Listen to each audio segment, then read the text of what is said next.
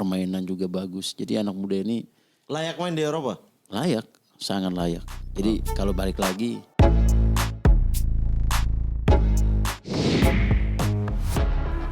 Sandy Walsh berkode akan gabung TC Timnas. Pemain naturalisasi anyar Sandy Walsh terlihat sudah terbang ke Indonesia. Publik pun menduga dia akan bergabung ke Pemusatan Latihan atau TC Timnas Indonesia untuk Piala AFF 2022.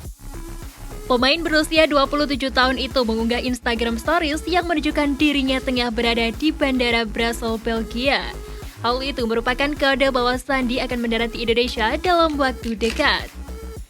Di lain sisi, dengan bergabungnya Sandy Walsh ke skuad Garuda, pemain berusia 27 tahun tersebut akan menjadi pemain termahal di skuad asuhan Sintayong.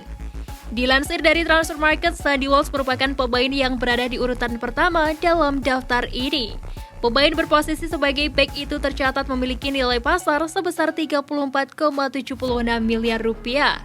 Kemudian di urutan kedua ada Jordi Amat.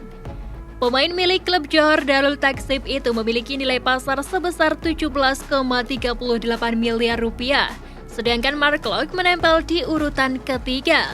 Pemain berposisi sebagai gelandang diketahui mempunyai nilai pasar sebesar 7,82 miliar rupiah. Angka tersebut membuat Mark Locke mampu mengalahkan pemain timnas Indonesia lainnya yang bermain di luar negeri. Secara berurutan di bawah Mark Locke ada Asnawi Mangkualam dengan 5,6 miliar rupiah. Lalu dilanjutkan ada Witan Sulaiman dan Egy Maulana Fikri yang sama-sama memiliki nilai pasar sebesar 5,21 miliar rupiah. Sementara itu Alkan Bagot yang bermain di Inggris memiliki nilai pasar sebesar 4,3 miliar rupiah. PSSI tentukan jadwal TC Timnas U20 tahun 2023. Skuad Garuda Nusantara baru saja mendarat di tanah air usai menjalani TC di Turki dan Spanyol. Usai tiba di tanah air, para pemain akan dipulangkan ke klub masing-masing. Ronaldo Kuateh dan kolega akan mempersiapkan diri jelang dilanjutkannya kembali kompetisi yang rencananya dimulai pada 2 Desember 2022 mendatang. Hal itu disampaikan Dirtek PSSI Indra Syafri. Para pemain pun diminta untuk menjaga kondisi dan kebugaran. Sementara itu, sang pelatih Sintayong lanjut mengasuh Timnas Indonesia Senior pada TC yang rencananya dimulai pada hari ini. TC yang digelar di Bali itu adalah dalam rangka persiapan menuju Piala AFF 2022 mendatang. Setelah bergulirnya Piala AFF 2022, Sintayong akan kembali menangani Timnas Indonesia U20. Adapun TC lanjutan Timnas Indonesia U20 akan dihelat pada Januari 2023 mendatang. Tentunya digelar dalam rangka persiapan menuju 2 turnamen mayor di tahun 2023. Ajang tersebut ialah Piala Asia U20 dan Piala Dunia U20 2023. Petua striker legenda untuk striker timnas di Piala AFF.